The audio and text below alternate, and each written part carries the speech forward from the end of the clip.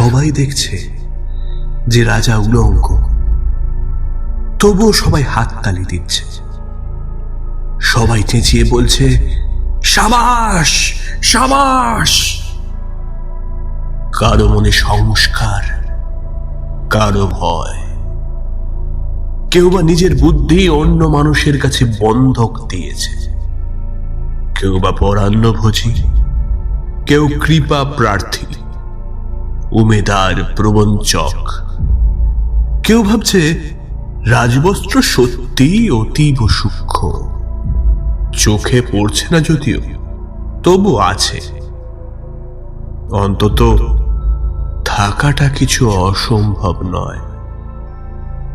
আসলে গল্পটা সবাই জানে, কিন্তু সেই গল্পের ভিতরে শুধুই প্রশস্তি বাক্য উচ্চারক কিছু আপাদমস্তক ভীতু, ফন্দিবাজ অথবা নির্বোধ স্তাবক ছিল না, একটি শিশুও ছিল।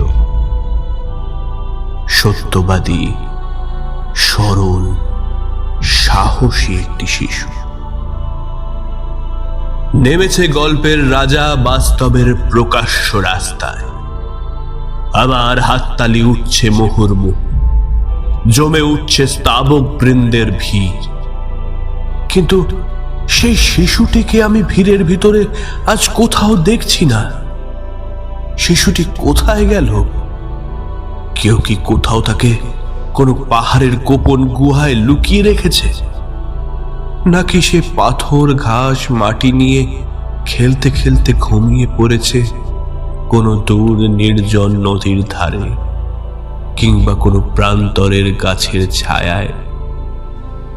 যাও, তাকে যেমন করেই হোক খুঁজে আনো। শেষে একবার এই উলঙ্গ রাজার সামনে নির্ভয়ে দাঁড়াক।